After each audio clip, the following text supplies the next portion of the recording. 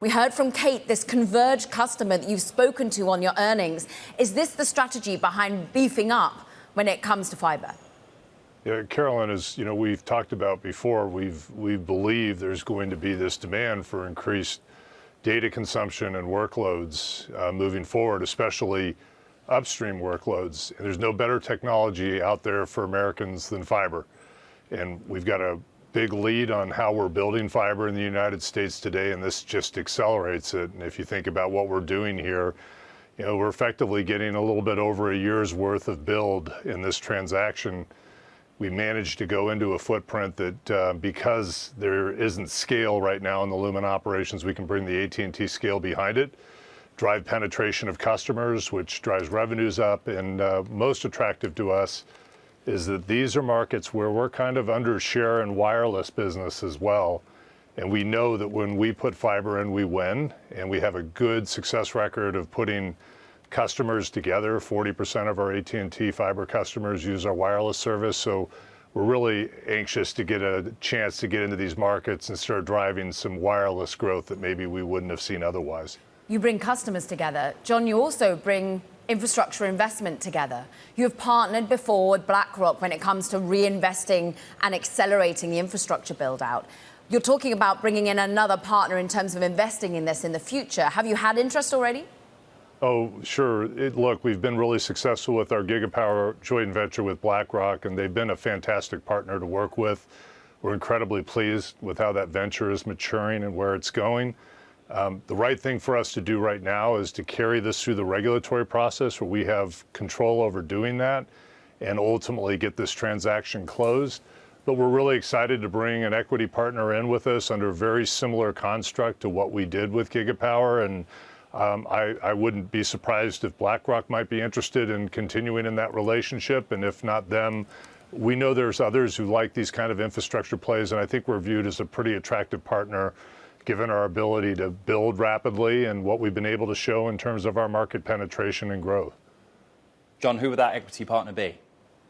Well, it's to be determined. We'll ultimately close it first. That's our really important thing to do right now, is make sure we get all the regulatory approvals. And then, we'll do the right things with the various folks out there to make sure that anybody who has an interest has a chance to talk to us about it. And I would expect, we've had a great relationship with BlackRock, and if it's something they're interested in moving forward with, I'd certainly like to move forward with them, but that doesn't foreclose another option if for some reason this isn't right for them in the timing. John, this deal and a number of other things that you've done really intensifies competition in broadband, particularly for Comcast and Charter. Just thinking about our show, Bloomberg Technology, and all the people across America that watch it, why is that competition important? Well, look, I think what's important is that Americans walk away with great infrastructure and that communities have world-class communications infrastructure that allows them to grow and have commerce and have jobs and people that want to locate to their areas. And the cities that we're going into and that we'll be picking up here have frankly been somewhat underinvested in fiber.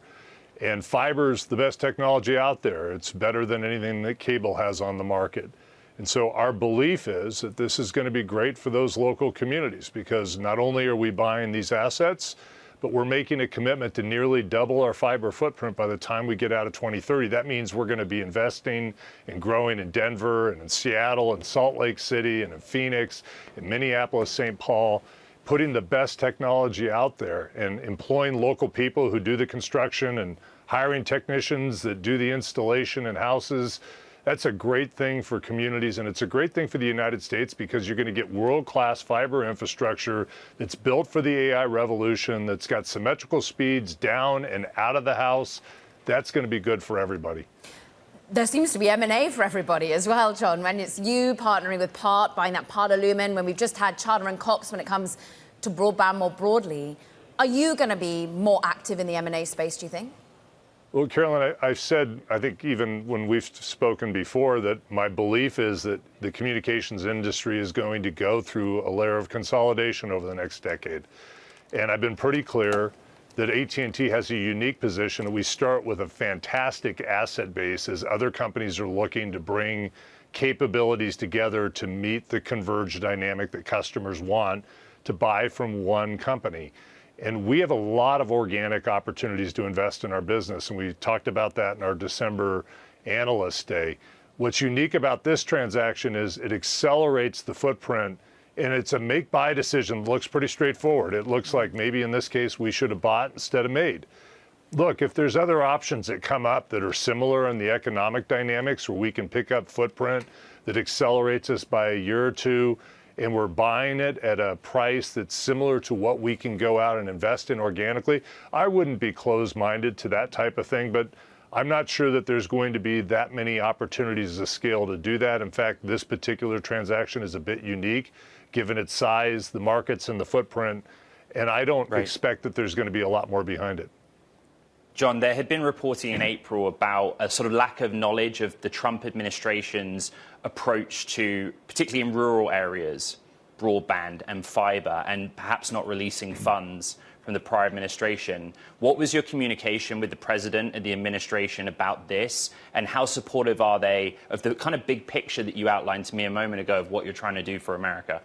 Well, certainly the administration would like to see investment, and the entire tax plan that they're putting forward is stimulating that. And if we get what has been passed by the House last night or this morning, I absolutely believe we'll be taking some of that benefit on the tax side and increasing our pace of fiber investment in our business and in some of these markets I just talked about.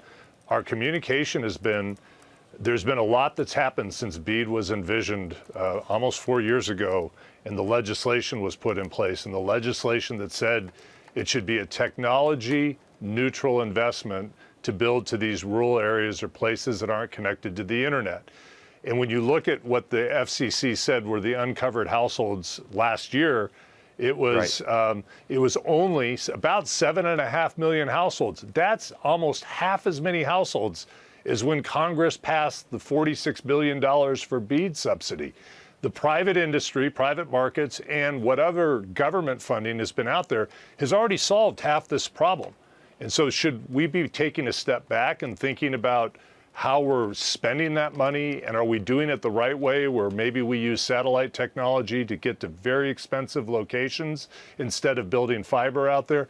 I think that's the right thing for the American taxpayer, and I think the administration is doing the right thing to reconsider that.